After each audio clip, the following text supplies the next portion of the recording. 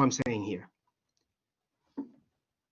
So again, here, I know in the previous slide I wrote 35% or 12.1% there as something over 100. Here I just wrote it as a decimal. You could write this as 35 over 100 if you wanted to. Either one's fine. I mean, then you would have a proportion. So, and basically when you solve for that, right, you want to get part, as you can see. And what you get when you multiply, you get part, which is 385 people. Hope that notation isn't throwing people off. This is really just a fraction. So this is the numerator, this is denominator. Yeah, actually, you know what? Maybe this will help. This is, I hope this helps. Part. Oh my goodness. Ugh.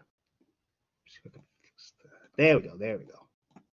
Oh my goodness gracious.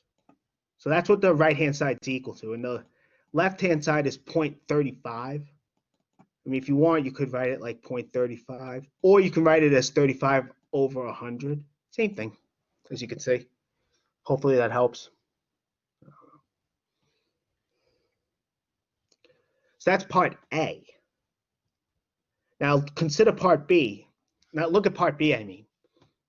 Here I'm saying we're given that 1,100 people said they would vote for John Doe.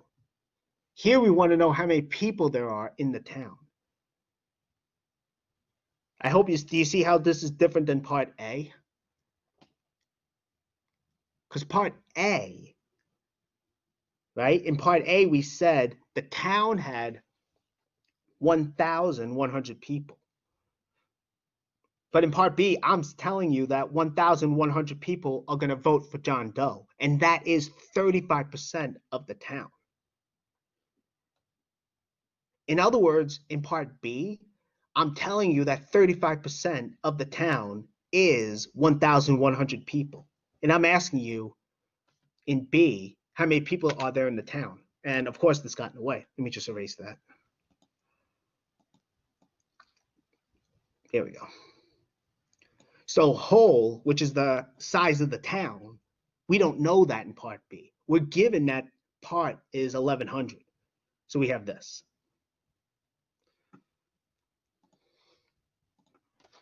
Okay, so how do we solve this? Well, that's what's on the next slide. Here, as you can see. Okay. Okay, so here we want to get whole back, right? We want whole. So what am I doing? I'm just multiplying both sides, as you can see. Then I'm dividing by 0.35, and so it's about 3,143.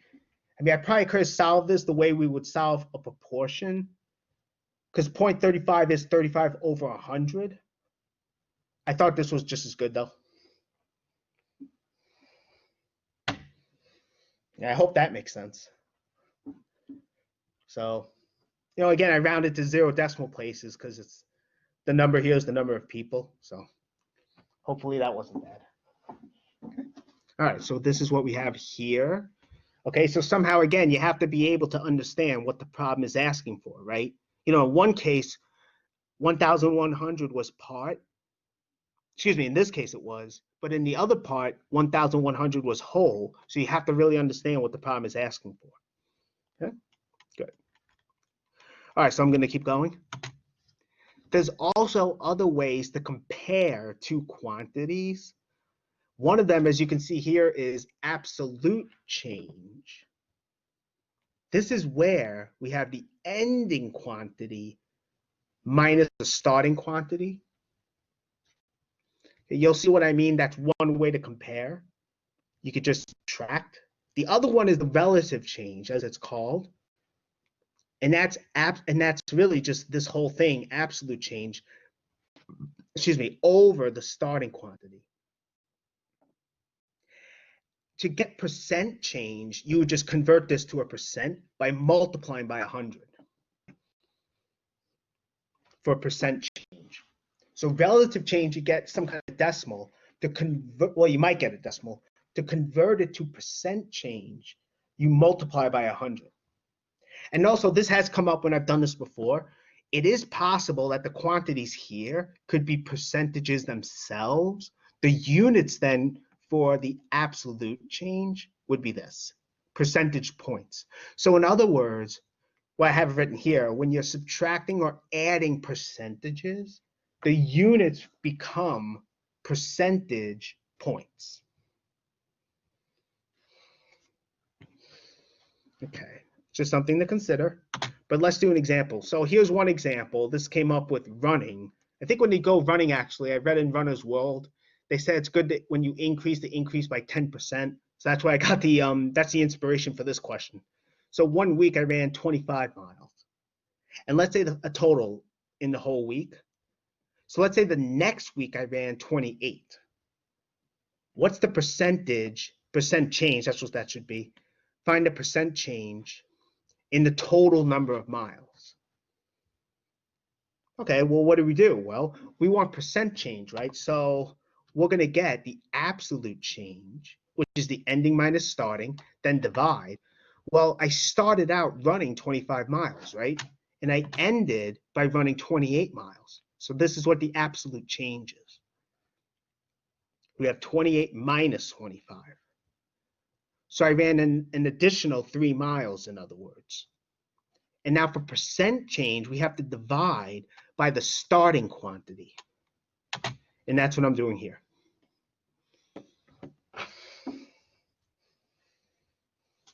So that's what's happening here. So I'm running an extra 3 miles.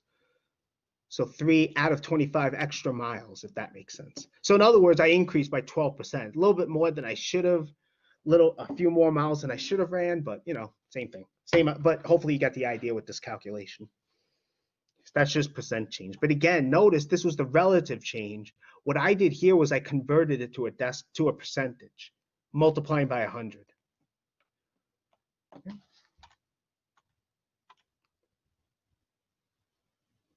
Okay.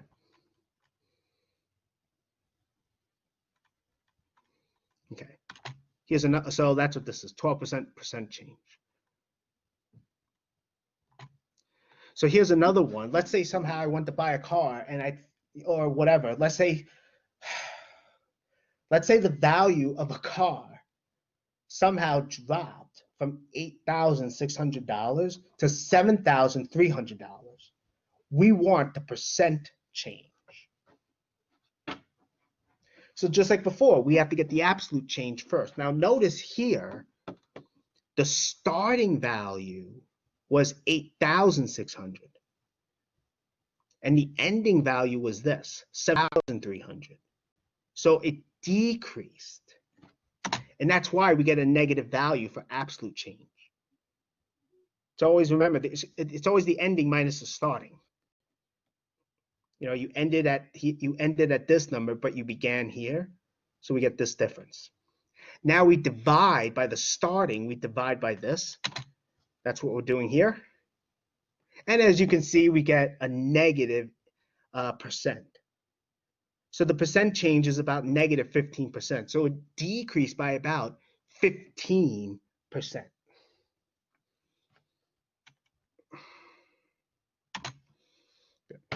Okay.